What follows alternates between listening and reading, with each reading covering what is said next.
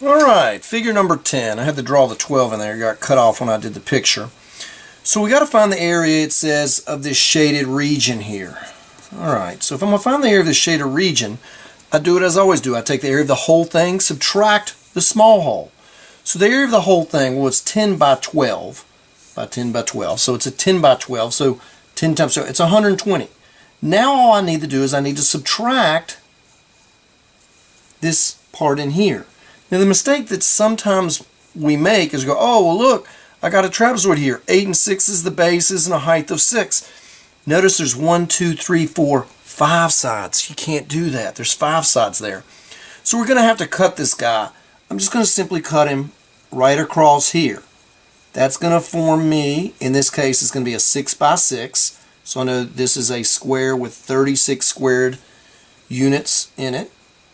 What is this? Well, if the distance across is 10, and this is 3 and that is 5, this has to be 2 because the distance all the way across has to add up to the bottom of 10.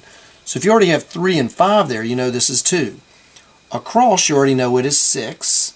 Notice we do have a trapezoid right here, and that's what we're going to use.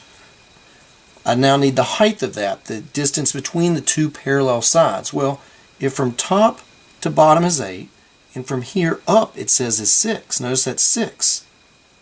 So from here to here is 6. The whole distance is 8. That means this is 2 right here. So now I have the measurements I need. I have the height and I have my two bases.